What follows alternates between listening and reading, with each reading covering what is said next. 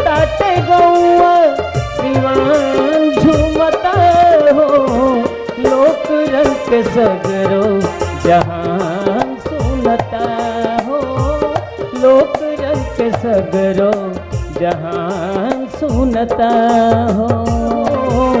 इनका के सुने के जहान जुटता हो, लोक रंग में सगरो जहान सुनता हो, लोक रंग के सगरो जहान सुनता हो, लोक रंग के सगरो जहान सुनता हो।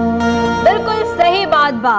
आज घर घर में जौना कार्यक्रम के तूफान उठाता, जौना कार्यक्रम के चर्चा बा और जौना कार्यक्रम के देखे बदे लोग गड़बड़ाई गेल हन, पगलाई गेल हन, अरे बौराई गेल हन, ओकर नाम है लोक रंग सुरों के संग। और आज का ये एपिसोड लेके हाजिर बाड़ी हम सीमा शाही और हम बानी आपके होस्ट और दोस्त संतोष राय। तरवा सबे स्वीकार करी हमनी का नमस्कार, सत श्री अकाल, आदाब, जय राम जी की। तब भैया हमार कार्यक्रम में आज जौन गवैया लोग एक से बढ़कर एक आयल बाड़न, गांव का ठेठ गवैया लोग बाड़न और इन लोग अपन जिला जवार का मान सम्मान बढ़ावे खातिर आज यहाँ जमल बाड़न। तो देरी न कहल जाए, आज तनी इनका लोग का जबरदस्त एकदम गीत गवनी सुन लिया जाए। तो हम तो कहब एक बार जोरदार ताली बजाए दे जा हमारे गवैया लोग बदे, और जोरदार थपरी तनी बजा दी हमरा ही बजवैया लोग बदे। और यही के साथ ही हम कहब कि दर्शक लोगन आप लोग भी तैयार हो जाएं, दिल थाम के बैठी, काहे से कि एक से एक गीत गवनी होवे वाला बा, ठेठ गांव का, देहात का। तो चला यही के साथ ही संतोष जी कार्यक्रम के आगे बढ़ावल जाए और गीत गवनी की ओर बढ़ल जाए। तो सुरों के मैदान में हम सबसे पहले बुलावे जातानी लखीमपुर खीरी से दीपक सिंह जी के। तो आजकल के जो हमारे नौजवान हैं उनको अगर मैं बताऊं उनकी भाषा में, उनकी जो जैसे वो समझ सके तो जिसे टैटू कहते हैं। तो पुराने समय में गोदनहारी गली गली जाती थी गांव में, देहात में और मेले में, और जो है जाती थी और आवाज लगाती थी। और गोदना जो है, गोदना की बहुत सुंदर परंपरा है। सही। गोदनवा गोदैले रे गोदना, गोद गोदनहारी रे, गोदनवा गोदैले रे गोदना, गोद गोदनहारी रे, गोदनवा गोदैले रे गोदना गोदाले रे, गोदना गोदाले रे गोरिया। वाह क्या बात बा, बहुत बढ़िया दीपक जी। कुल जनतन गांव के गांव में तोरे गोदना वाले अब वहीं भी आवत है। अब तो ये प्रथा मतलब नहीं है, बहुत नहीं कम हो गई, लेकिन अब वही बा, ऐसा बात नहीं। पुराने जो मेलों में जब हम जाते हैं तो वहाँ पर भी वो मशीन से करते हैं अभी भी। हाँ सही बात, तू गोदवाया बहुत बढ़िया, बहुत बढ़िया। अच्छा बहुत बढ़िया। अब हमनी के बुलावे जा रहल बानी जा बनारस की धरती से आइल रंजना राय जी। आई रहुआ ऐसे जो न सुंदर सुंदर गाँव के गीत खेत खलिहान के बाद जो न करी का सुनावे वाला बानी तनी दर्शक लोग के।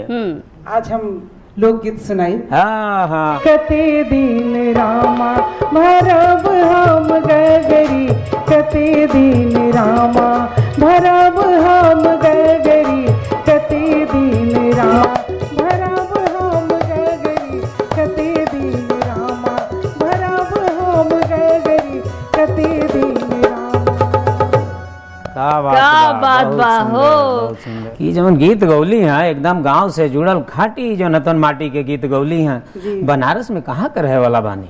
बनारस में बीएचओ के बगल में बा चितईपुर गांव। अच्छा चितईपुर, हाँ तो ज्यादा गगरी देखात हुई। हाँ, परिवार से जुड़ल बात हो गया है कि नहीं? तब का इतना बढ़िया गीत गौने गए, कई दिन गगरी भरे हो, भरले हो कि नहीं गगरी कब हो? भरले है, भरले हैं, बिल्कुल भरले हैं। जहाँ कहा तारी तू नहीं खू गई, हम जाना तारी ना गाँव के। और पतोहियों से भरवाई है, देखा नहीं अब कहाँ गाँव रह गई। तो बहुत बहुत धन्यवाद आपका, बैठी बहुत बहुत सुंदर। तो संतोष जी चला कार्यक्रम में देखा एक से एक गवनी होता। अब हम सोचे थे कि अब बुलाई चित्रकूट धाम से डॉक्टर कृष्ण गोपाल मिश्रा जी के। मिलन कब हुई है, अरे हाँ हाँ मिलन कबे हुई है, मिलन कबे हुई है हो राधे, दूर अब की मिलन कबे हुई है। कार्यक्रम के दिखा आगे बढ़ावल जाए और अब बुलावल जाए अयोध्या से सत्यांशु पटेल जी के। आई सत्यांशु जी। गोरखपुर के हो गोरखपुर के, निकला गे टिकुलिया गोरखपुर के, निकला गे टिकुलिया गोरखपुर के, या के सतुआ देवरिया के मर जा टिकुलिया गोरखपुर के। बहुत बढ़िया, बहुत बढ़िया गौला बजौला। बहुत बढ़िया भैया। अब एक साथ ही चला आगे बुलावल जाए अब गोरखपुर के रत्ना दुबे जी के। आई रत्ना जी। चारो दुल्हा में बड़का कमाल सखिया,